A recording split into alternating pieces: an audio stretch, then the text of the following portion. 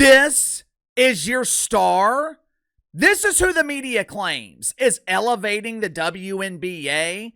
This is who the media has spent the last year wasting time trying to convince us that Angel Reese is responsible for elevating the dump? The same Angel Reese that could not sell out home games when she was at LSU. The same Angel Reese that struggled to sell tickets last year with the Chicago Bravado. The same Angel Reese that could not give away free tickets to her immaculate homecoming a couple of weeks ago at LSU. You're trying to convince me she is responsible for the growth of the WNBA? Earlier this afternoon, WNBA fans, which consist mostly of the parents of WNBA dump divers, there are millions of Caitlin Clark fans, but when it comes to counting fans of the actual WNBA, you have enough room to count them on one hand. But earlier this afternoon, parents of WNBA players, they received great news. For the small price of $30 a month, they can witness the elite athleticism of the WNBA from their Section 8 apartments.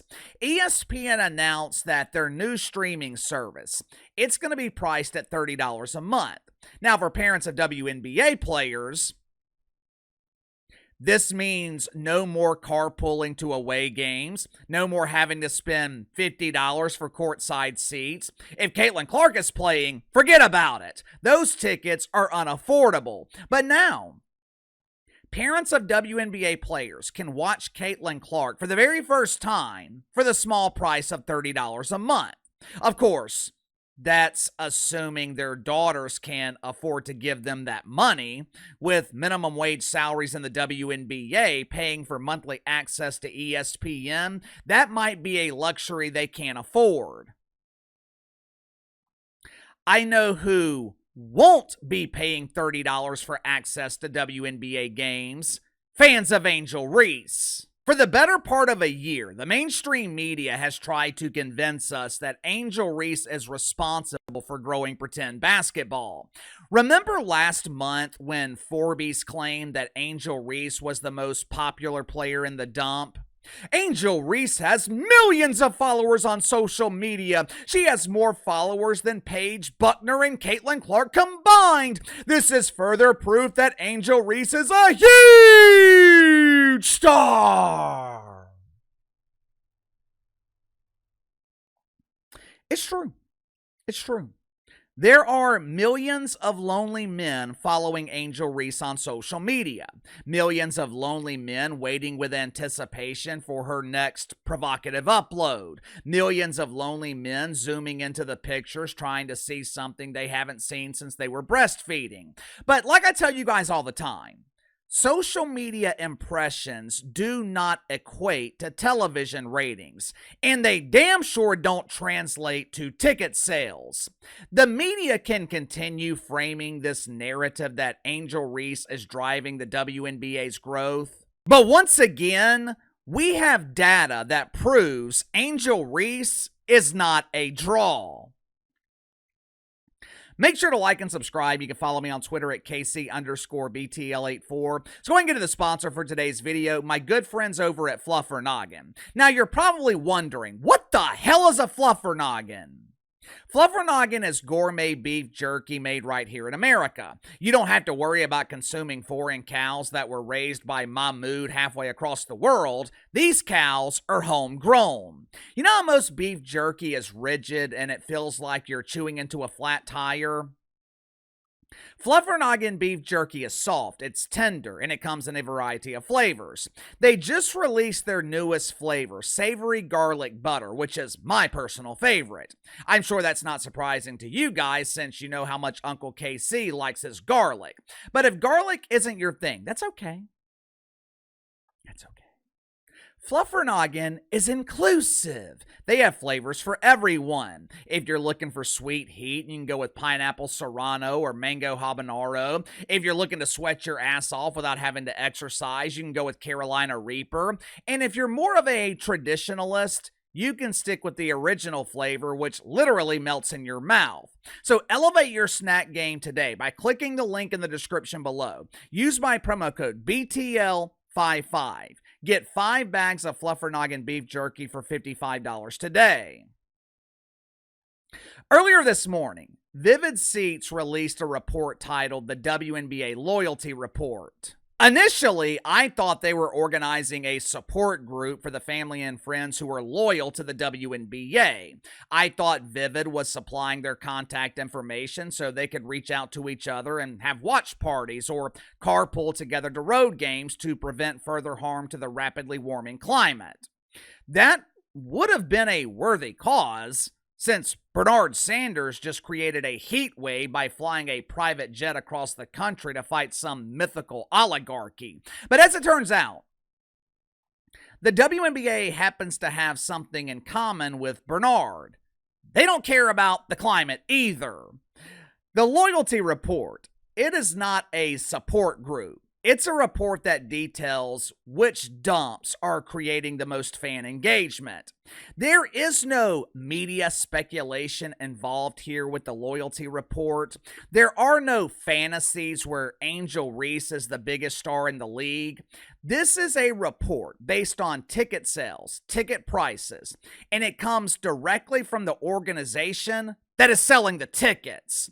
The report opens with the top 5 games in the WNBA this season based on ticket prices. Somehow, the WNBA All-Star Game tops the list with the average ticket selling for $533. Me personally, I don't understand this. Hell, I don't understand how the WNBA even has an All-Star Game. In order to have an All-Star Game, you need actual stars. Last year, the All-Star Game featured 1 star and a collection of unknown players. Now, it was a massive improvement from previous iterations of the WNBA All-Star Game, which featured no stars. But all kidding aside, I don't understand paying $500 for tickets to see any All-Star Game. If the NBA All-Star Game was in my backyard, I would walk outside and watch it for free. Now, unsurprisingly, the next 4 games on the list, they all involve Caitlin Clark. The Indiana Felines and the Golden State Vikings, the Felines versus the Dallas Wankers, Felines and Washington Mysticals, and the Feminine Felines against the Female Sons from Connecticut. Wait a minute. You mean to tell me that Angel Reese is nowhere to be found on this list? I thought Angel Reese and Caitlin Clark was the biggest rivalry in the WNBA. That's what the media tells us, but clearly the people buying tickets feel differently. Also, where in the hell is AJ Wilson on this list? I thought the Las Vegas Anonymous Faces were a huge draw. Luckily, though, for AJ Wilson, she did make another list. Well, KC, was she at the top of the missing persons list? No, but since she is the anonymous face of the Anonymous Faces, I can see why you came to that conclusion. Vivid Seats, they listed the top 5 WNBA teams based on their popularity nationally. Another way to say this would be that Vivid Seats listed the top 5 mainstream draws in the WNBA. Obviously, Caitlin Clark, number 1, followed by the Anonymous Faces in Las Vegas, the Female Sons from Connecticut, the New York Lesbians, and even though she hasn't even played her first game in the regular season yet, Paige Bueckers and the Dallas Wankers, they came in 5th. Throughout this lengthy report, Angel Reese and the Chicago Bravado, they were not mentioned once. Someone please make it make sense. How can Angel Reese be elevating the WNBA when she can't make the top 5 in a league that can't draw flies to a fresh turd? It's not like this is the NBA where you're competing with the drawing power of LeBron James and the Lakers or Steph Curry, the Knicks, the Celtics. Angel Reese, she is competing against teams and players that most people have never heard of. Like I've told you guys before, I think Angel Reese is at serious risk of being overshadowed. Last week, she drew 4,000 fans to a preseason game in Chicago. Now, I know it's just the preseason, but that's not stopping people from seeing Caitlin Clark or Paige Bueckers. When the Wankers play the Felines next month, cheapest ticket, $233. With fees, you're probably looking at $300. When Angel Reese and Paige Bueckers play later this month, tickets are half that price. Cheapest ticket is barely over $100. 2 weeks from now, Angel Reese is playing the Phoenix Masculines. You can sit in the lower bowl for less than $50. Look, I've got nothing against Angel Reese. Matter of fact, I defended her when the media over-exaggerated her taunting Caitlin Clark in the national championship a couple of years ago. What I do have a problem with is the lies. This false narrative that Angel Reese is elevating the WNBA, when the reality is, Angel Reese is at risk of being forgotten. I think the media is going to pit Paige Bueckers and Caitlin Clark against each other. That doesn't mean they will be enemies, but that's the story I think the media is going to tell. Think about it. You gotta think like the woke media. The media is obsessed with race. Paige Bueckers has a long history of apologizing for her white privilege. At the same time, the media has been trying to grow the WNBA for years. They think people aren't watching pretend basketball because it consists mostly of black players. Of course, the real reason people aren't watching pretend basketball is because the league consists of unrelatable players, and the product on the court absolutely sucks.